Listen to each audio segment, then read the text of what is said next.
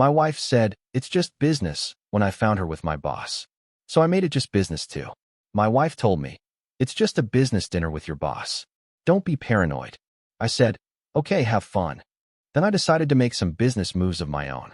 Her tune changed real quick when she saw the consequences. I'm Jake, 32, and I thought I had the perfect life. Married to Sarah for 4 years, good job at a tech startup, house in the suburbs. Everything seemed great until 3 months ago when everything fell apart in the most spectacular way possible. It started on a Tuesday evening. I was working late, trying to finish a project proposal that could land me a promotion. Sarah texted me around 6 p.m., "Working late again tonight. Business dinner with some clients. Don't wait up." Nothing unusual there. Sarah worked in marketing at a boutique firm and often had client dinners. I trusted her completely. Why wouldn't I? We'd been together for 6 years total, and she'd never given me a reason to doubt her. But then my boss, Derek, walked past my desk around 7 p.m. Derek was one of those guys who thought he was God's gift to women. Mid-40s, recently divorced, always bragging about his conquests. The kind of boss who made inappropriate comments and somehow never got reported to HR. Still here, Jake? You know what they say about all work and no play. Just finishing up the Morrison proposal, I said, not looking up from my screen. Good man. Hey, I'm heading out to dinner with a potential client. Wish me luck. I glanced up and froze. Derek was wearing his expensive cologne, the one he only wore when he was trying to impress someone. His hair was perfectly styled, and he was adjusting his tie in that smug way of his. Something felt off, but I couldn't put my finger on it. The next morning, Sarah was unusually cheerful, singing in the shower, making pancakes, being extra affectionate. When I mentioned Derek seemed to be in a good mood too, she just shrugged. Maybe his dinner went well. Over the next few weeks, the business dinners became more frequent. Always on nights when I was working late. Always lasting until after midnight. And Sarah was always in an oddly good mood the next day. I started paying attention. Derek would leave the office around the same time Sarah texted about her dinners. He'd come in the next morning whistling, sometimes with scratches on his neck he'd blame on his crazy cat. Derek didn't have a cat. The breaking point came on a Friday night. Sarah said she had another client dinner. I decided to surprise her by bringing her favorite dessert from the bakery near her office. Maybe we could grab a drink after her meeting. I parked outside the restaurant she'd mentioned. Waited for an hour. No sign of her. I called straight to voicemail. I drove to her office building. Empty parking lot. That's when I saw Derek's BMW pulling into the parking lot of the Marriott across the street. And getting out of the passenger side? My wife. They walked into the hotel lobby like they owned the place. Laughing. His hand on her lower back. Her touching his arm. I sat in my car for 2 hours, feeling like my world was collapsing. When they finally came out, Sarah's hair was messed up and Derek was fixing his shirt. I drove home in a daze. Sarah got back around 1 a.m., claiming the dinner had run late and her phone had died. "How was your client dinner?" I asked, watching her face carefully. "Oh, you know how it is. Boring business talk. I'm exhausted." She kissed my cheek and headed for the shower. A long shower. That night, I made a decision. I could confront them, but I needed proof. More importantly, I needed a plan. The next morning, I started documenting everything. Screenshots of her texts, photos of Derek's car at the hotel, credit card statements showing charges at restaurants she claimed were client dinners, but where she was clearly with Derek. Then I made some calls. First, I called my buddy Marcus who worked in private investigation. "I need surveillance on 2 people," I told him. "My wife and my boss." "Jake, man, are you sure about this? I need evidence for what's coming next." Within a week, Marcus had photos, video footage, and audio recordings. Sarah and Derek at restaurants, holding hands across tables. Derek's hand on her thigh in his car. Them checking into hotels together. But the smoking gun was the audio. Marcus had managed to record one of their conversations outside a restaurant. "I feel bad lying to Jake," Sarah was saying. "He's a good guy." "Hey, business is business," Derek replied. "He doesn't need to know about our partnership. Besides, I'm thinking of promoting him soon. Consider it a win-win." "You're terrible," Sarah laughed. "But I can't help myself around you. Just remember, if this gets out, it could hurt both our careers. What we have is just business, nothing more. Just business." Those words burned into my brain. Now I had everything I needed. Time for phase 2. I made an appointment with Derek's boss, the CEO, Richard Morrison. The same Morrison from the proposal I'd been working on. Richard, I need to discuss something sensitive about Derek and potential conflicts of interest. I laid out everything. The evidence, the photos, the audio recordings. Richard's face went from confusion to anger to disgust. This is sexual harassment, abuse of power, and potentially grounds for a lawsuit, he said. Derek's been skating on thin ice anyway. This is the last straw. I'd prefer to handle this quietly, I said. I don't want my personal life becoming office gossip. What do you propose? I want Derek's job, and I want him gone. Quietly. Let him resign with some dignity. But he's out. Richard nodded. Consider it done. The promotion was going to be yours anyway based on your work. This just accelerates the timeline. Next, I visited a divorce attorney. Jennifer Walsh, known for being ruthless but fair. I want a divorce, but I want it done strategically, I explained, showing her the evidence. With this evidence, we can go for adultery. In this state, that means she gets nothing from the marital assets, no alimony, and you keep the house. Perfect. Finally, I made one more call. To Sarah's boss at the marketing firm. Hi, Mrs. Patterson. This is Jake, Sarah's husband.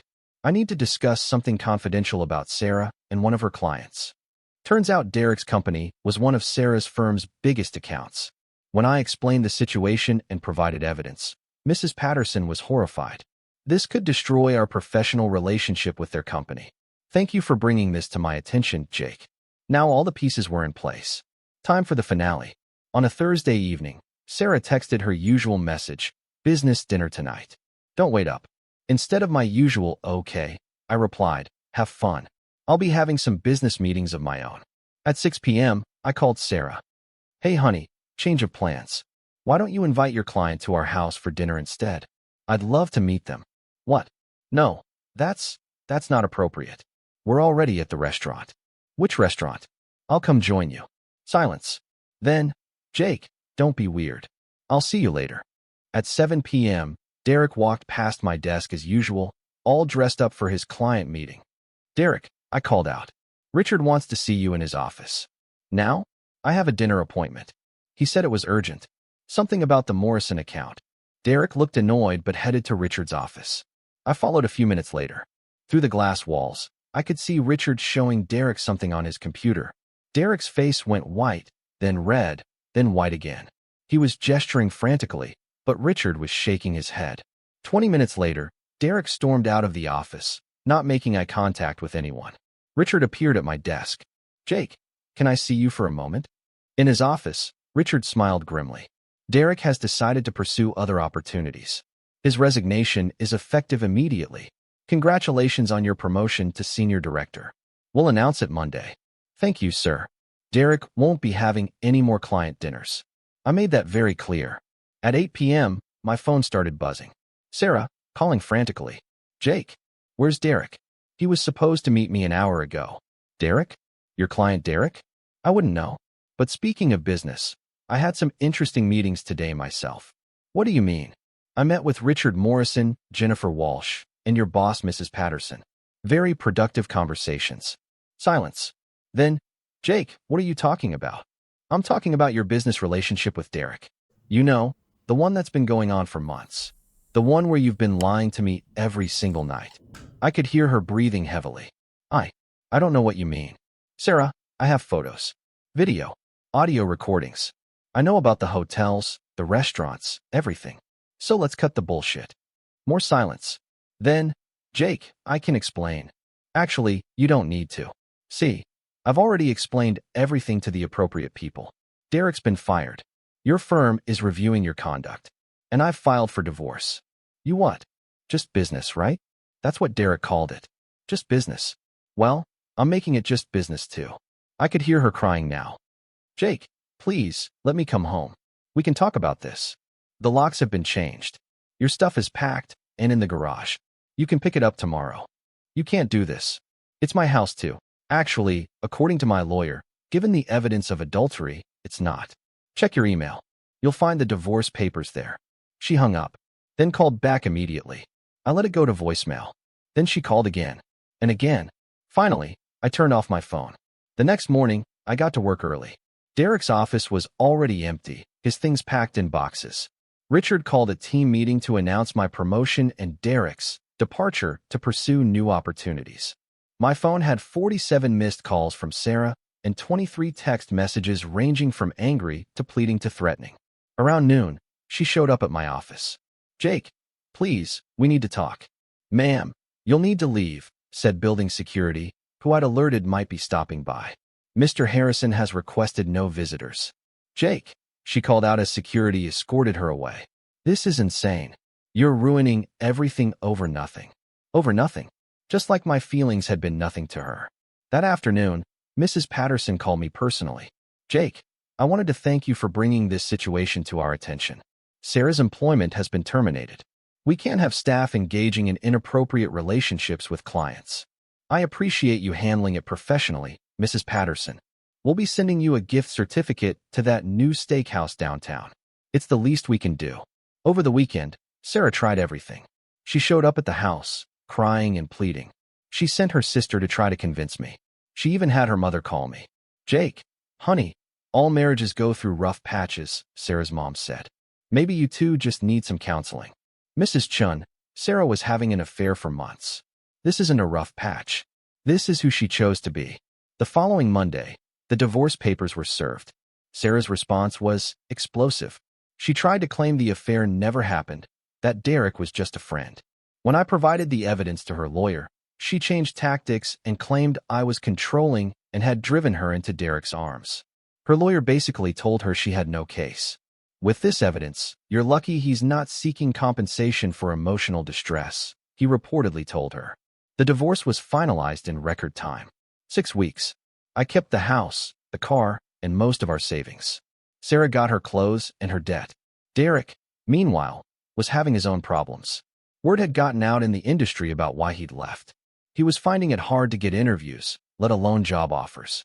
I heard through the grapevine that he'd reached out to Sarah, trying to continue their relationship. She'd apparently told him to go to hell, and that he'd ruined her life. Funny how quickly just business became personal when there were consequences. 3 months later, I ran into Sarah at the grocery store. She looked terrible, tired, stressed, defeated. "Jake," she said quietly, "I'm sorry. I know that doesn't mean anything now, but I am." "I believe you," I said. "I think you're sorry you got caught." That's not fair." "Fair? Sarah, you lied to me for months. You betrayed our marriage, our trust, everything we built together. And when I found out, your first instinct was to lie more." She started crying. "I made a mistake. People make mistakes. Mistake implies accident. This was a choice. You chose Derek over me, chose deception over honesty, chose your desires over our marriage. Every single day for months. I loved you, Jake. I still love you. No, you loved the security I provided. The nice house, the stable relationship, the comfort. But you didn't love me enough to be faithful. You didn't respect me enough to be honest." She had no answer for that.